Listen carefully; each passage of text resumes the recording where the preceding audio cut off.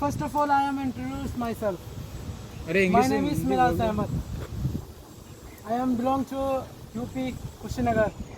My highest qualification is Diploma Mechanical Engineering, which is from the International University, which is situated in Lucknow. Today I am discussing about fire. What is fire? A fire is the four types of the components are making. That's we have called it tetrahedron, and also we tells as a fire triangle.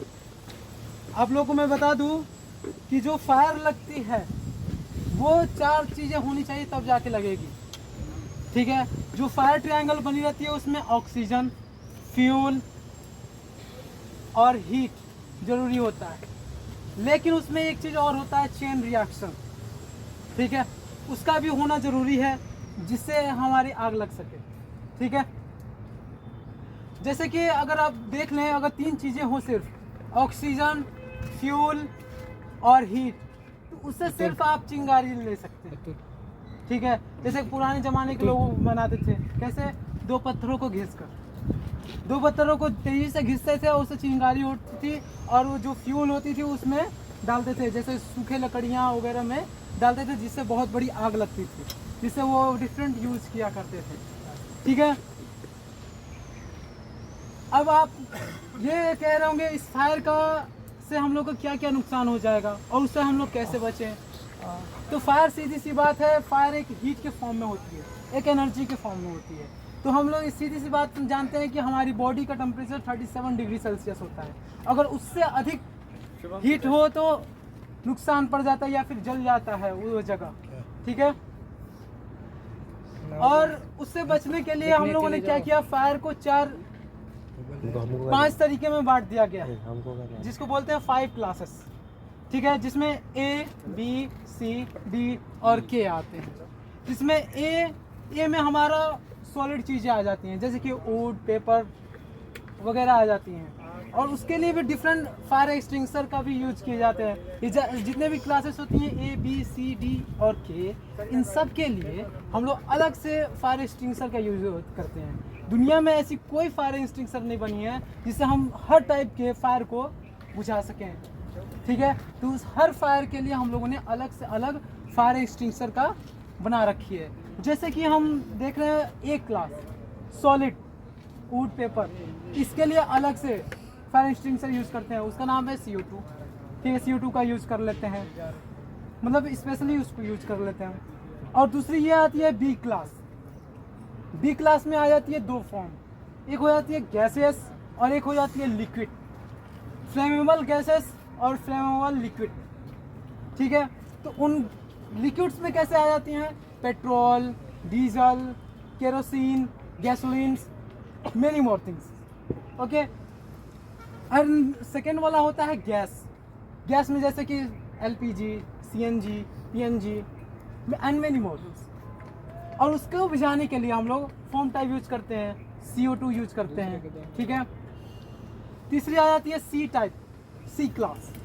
उसमें आ जाती है electrical चीज़ें, जैसे electric से आग लगी, तो electric से आग लगती है तो हम लोग यूज करते हैं CO2, फायर एक्सटिंग्विशर का ही यूज करते हैं, CO2 फायर एक्सटिंग्विशर। अब आप कहेंगे इलेक्ट्रिकल से कैसे आग लग जाती है। अब इलेक्ट्रिकल से आग वहाँ लगती है जहाँ पे हम लोग हाई वोल्टेज सप्लाई कर देते हैं। जैसे कि अगर मान लीजिए कोई तार 10 वोल्ट का है और उसको 50 वोल्ट का एनर्जी दे दी है, इलेक्ट्रिकल सप्लाई दे दी है, तो क्या हो जाएगा, शॉर्ट सर्किट हो जाएगा, गल जाएगा। उसमें क्या होता है, इंसुलेशन वायर जो होती हैं प्लास्टिक की, वो इंसुलेटेड होती हैं, वो क्या करती हैं, फ्यूल का काम करती हैं और वो वहाँ से आग लग जाती है, ठीक है। फिर आती है डी क्लास। डी क्लास में आ जाती है आपका मेटल, और मेटल में कौन से, जैसे कि आपका आयरन, कोबाल्ट, मैग्नीशियम, ये सारी चीज़ें आ जाती हैं। अब इसको बुझाने के लिए अगर इस टाइप का आग लगे तो हम लोग इसके लिए हम लोग यूज करते हैं M28। अब M28 एक फायर एक्सटिंग्विशर है, इसको यूज करते हैं। दूसरा L2, ये भी एक फायर एक्सटिंग्विशर है, उसका नाम है, इसको यूज कर लेते हैं। और नेक्स्ट आ जाती है लास्ट किचन फायर। लास्ट क्या आ जाती है, किचन फायर। अब आप कहेंगे किचन फायर वो भी तो घर में ही आग लगती है, वो भी किसी फायर एक्सटिंग्विशर से यूज कर लेंगे, वो उसमें भी तो होगी, लेकिन नहीं, उसमें ये हो जाती है किचन फायर्स में कि वेजिटेबल ऑयल, एनिमल्स ऑयल, ये क्या हो जाती हैं, इनसे अगर हाई हीट हम लोग देंगे ये भी इनफ्लेमेबल लिक्विड का काम करेंगे। तो अब आप फ्लेमेबल लिक्विड का काम कर रही हैं तो सीधी सी बात है बी क्लास वाला यूज करें, लेकिन नहीं, यहाँ पे दूसरी चीज़ें यूज करते हैं, इसको अलग कैटेगरी में रखें हम लोग, किचन फायर, तो वो फ्लेमेबल लिक्विड में चेंज हो जाता है। तो उसके लिए हम लोग यूज करते हैं वेट पाउडर, ये भी एक फायर एक्सटिंग्विशर आती है, इसको यूज कर लेते हैं, ठीक है। तो आप सीधी सी बात है फायर से थोड़ा सा बच के रहिए, ठीक है। और जब भी आप लोग ग्राइंडिंग करें या वेल्डिंग करें तो ऐसी जगह पे ना करें, या फिर ऐसे इस चीज़ पे ना करें ताकि उससे फायर लग सके। जैसे कि हम लोग कभी भी गैसोलीन वाले टैंकर को काटने लगते हैं तो सोचते हैं कि यार इसमें आग थोड़ी ना लगने वाली है, लेकिन नहीं, वो जो हमने पहले ही एग्जांपल दिया था कि पहले के ज़माने के लोग दो पत्थरों को यूज करके चिंगारी पैदा करते थे, आग लगाते थे, तो आप लोग भी वही काम करेंगे, क्योंकि जो हमारे ग्राइंडिंग मशीन का जो प्लेट्स बनाई जाती है वो भी एक पत्थरों से बनी जाती है, बहुत सारे आर्टिफिशियल पत्थर होते हैं, कुछ नेचुरल कंक्रीट से बने रहते हैं। तो इस वजह से वो क्या होती हैं, एक दूसरे से टकरा के चिंगारी उत्पन्न कर, और जो फ्लेमेबल टैंकर होती हैं तो उसमें कुछ ना कुछ ऑयल तो लगी रहती है, तो क्या कर रही है, उससे फायर आग लग जाएगी, ठीक है। Thank you everyone.